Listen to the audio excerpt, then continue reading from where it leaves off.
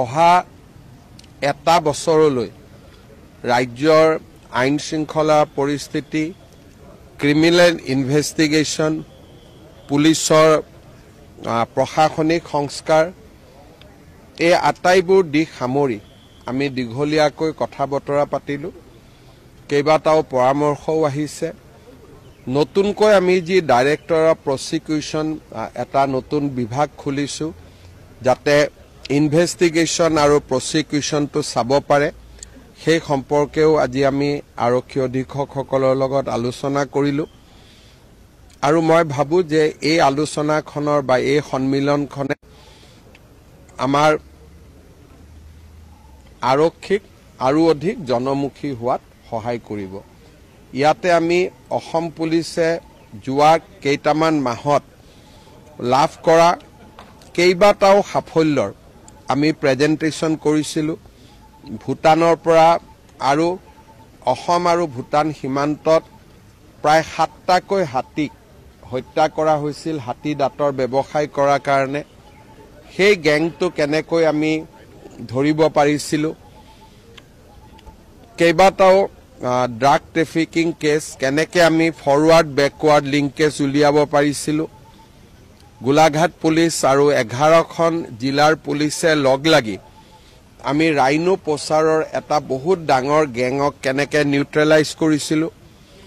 মৰিগাঁৱত চিম কাৰ্ডৰ ওপৰত হাজাৰ হাজাৰ ভুৱা চিম কাৰ্ড বনোৱা এটা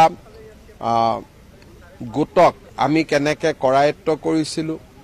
শোণিতপুৰ পুলিচে মিল একাউণ্ট অৰ্থাৎ ডুপ্লিকেট একাউণ্ট বনাই মানুহৰ পৰা হাজাৰ হাজাৰ টকা কেনেকৈ লুণ্ঠন কৰাৰ এটা আন্তৰ্জাতিক চক্ৰ এটাক আমি কেনেকৈ কৰায়ত্ব কৰিব পাৰিছিলোঁ।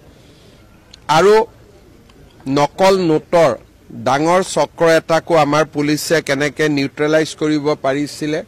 কেইবাটাও কেছ প্ৰেজেণ্টেশ্যনো SP সকলৰ সন্মুখত কৰা হ'ল, যাতে ইখন জিলাৰ সফলতাৰ পৰা আনখন জিলাই শিকিব পাৰে। সৰ্বমুঠ খুব সফলভাৱে SP কনফাৰেন্সখন হৈ গ'ল। আৰু মই ভাবোঁ যে ইয়াৰ ফলত আকৌ এবাৰ কৈছোঁ যে আৰক্ষীক জনমুখী, তৎপৰ আৰু সক্ৰিয় কৰাত আমি যথেষ্ট উপকৃত হ'ম।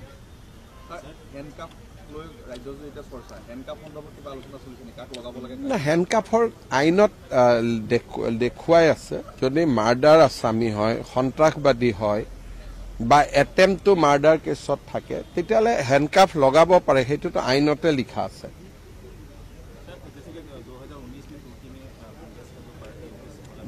मैं अभी तो आपको SP कॉन्फ्रेंस का बारे में ही बुलाया, अभी तुर्की तक मत लेके जाओ। এই পৰিকল্পনাবিলাকে মই আপোনালোকক যিখিনি কথা পাতিলোঁ যে কেছৰ কনভিকশ্যন যাতে বাঢ়ে, আমি যাতে ভাল কৰি ইনভেষ্টিগেট কৰিব পাৰোঁ, পুলিচৰ যিমানবিলাক জনমুখী কাম, চাৰ্টিফিকেট, ভেৰিফিকেশ্যন, এইবিলাক যাতে তৎপৰ কৰি দিব পাৰে, পুলিচৰ নিযুক্তি যাতে নিয়মীয়াকৈ হয়, এই গোটেই কথাবোৰে আলোচনা কৰা হৈছে। ছেপ্টেম্বৰত আগতে আৰক্ষীৰ নিযুক্তিও হয় আৰু ছেপ্টেম্বৰত নতুন এডভাৰটাইজো ওলায়। আমাৰ গোটেই কনচেপ্টটোৱে হ'ল যে অসম আৰক্ষীত কোনো খালী পথ থাকিব নালাগে।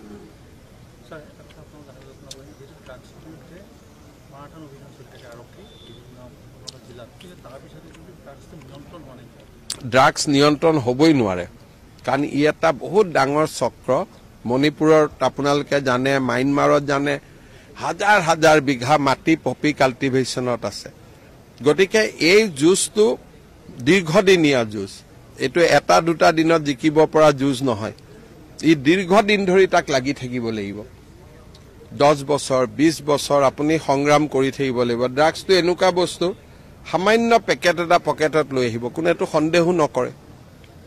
সেইকাৰণে এই যুঁজখন এনেকুৱা যুঁজ যে ইয়াত ৰিজাল্ট 2 বছৰ 3 বছৰৰ কাৰণে নহয়, দীৰ্ঘম্যাদী, এটাৰ পিছত এটা কেছ ধৰি তেওঁলোকক ফাইনেন্সিয়েলি উইক কৰি দিব লাগিব, হেণ্ডলাৰবিলাক ধৰিব লাগিব, তেওঁলোকৰ বেকৱাৰ্ড ফৰৱাৰ্ড লিংকেজ কৰি তেওঁলোকৰ মালিকৰ ওচৰলৈকে যাব লাগিব এটা সময়ৰ পিছত আমি যাব নোৱাৰো নেক্সট এড্ৰেছটো মাইনমাৰত আহি যায় সেইকাৰণে এইটো এটা দীঘলীয়া সংগ্ৰাম ইয়াৰ কাৰণে সমাজ আৰক্ষী দুইটাই বহুত ধৈৰ্য